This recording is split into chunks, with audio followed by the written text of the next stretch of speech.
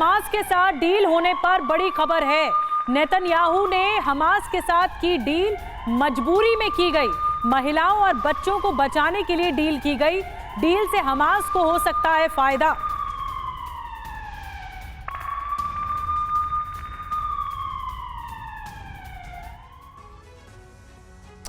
और अब आपको एक्सपर्ट्स के हवाले से बताते हैं कि इजराइल ने बंधकों को लेकर डील क्यों की और हमास का अगला कदम क्या हो सकता है। रिहाई के बाद महाविनाश की आहट साफ तौर पर सुनाई दे रही है। अब तक क्या हुआ है, पहले आप ये जान लीजिए। दोनों तरफ से बंधक छोड़े गए।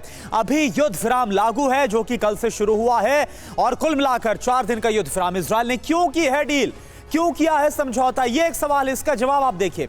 बंधकों को छुड़ाने का एकमात्र रास्ता यही था कि हमास से कोई डील पक्की की जाए।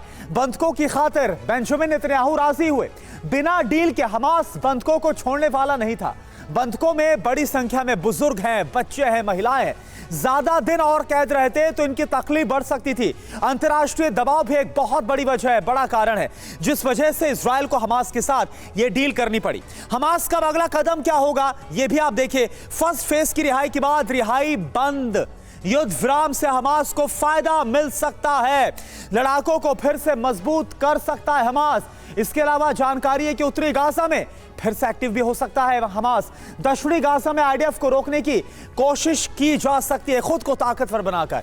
गाजा से पूरे इजरायली सेना को हटाने की शर्त भी रख सकता है हमास। इजरायली जेल से बड़े कमांडर्स की रिहाई पर बात भी हो सकती है। तो यह सब कुछ हमास की तरफ से आगे की रणनीति हो सकती है। जी हाँ, हमास का अगला कदम क्या होगा हमने आपको बताया। और एक और बड़ी खबर, युद्ध विराम के बाद गाजा का नया वीडियो सामने आया है। गाजा में हर तरफ तबाही का मंजर देखने को मिल रहा है। बमबारी में ज्यादातर घर तबाह हो चुके हैं। ये देखिए, युद्ध विराम चल रहा है इस वक्त, दूसरा दिन है युद्ध विराम का, लेकिन जो तबाही की तस्वीरें आई हैं वो हिला देने वाली हैं। गाजा की तबाही की तस्वीरें हैं जो सामने हैं, जब तबाही मच चुकी है और उसके बाद ये तस्वीरें सामने आई हैं। इमारतें, कई इमारतें एक साथ जमींदोज दिख रही हैं। और एक और बड़ी खबर, आईडीएफ प्रवक्ता डैनियल हगारी की हमास को चेतावनी, हमास को वार्निंग। हमास के खात्मे तक नहीं रुकेगी आईडीएफ। हमास के खिलाफ लड़ाई जारी रहेगी। सीजफायर के दौरान आईडीएफ कर रही जंग की तैयारी। तो हमास के खिलाफ ये लड़ाई जारी रहेगी। देखिए, आईडीएफ ने साफ कर दिया है, दो टूक कह दिया है कि जंग नहीं रुकेगी। जैसे ही सीजफायर के समय आईडीएफ की जो जंग है उसकी तैयारी चल रही है। साफ है, अगर आईडीएफ की तैयारी चल रही है तो हमास की भी तैयारी हो रही होगी। और हमास को खोज कर कैसे मारा जाएगा, ये आईडीएफ ने प्रण लिया है। डैनियल हगारी की तरफ से हुंकार भरी गई है।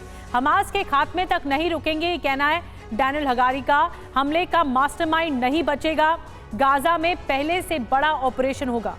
इसके अलावा आईडीएफ के प्रवक्ता और क्या बोल रहे हैं, दुनिया भर में हमास के खिलाफ ऑपरेशन छेड़ा जाएगा।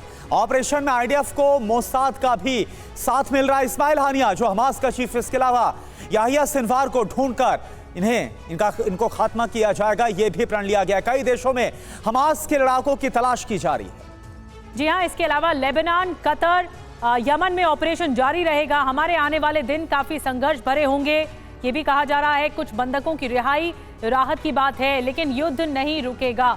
और एक और बड़ी खबर इस बीच आपको बता दें, लगातार सायरन की आवाज से दहशत में इजराइल में लोग हैं। लेबनान सीमा पर इजराइल में बज रहे हैं सायरन। गलील में सुनाई दे रही है सायरन की आवाज।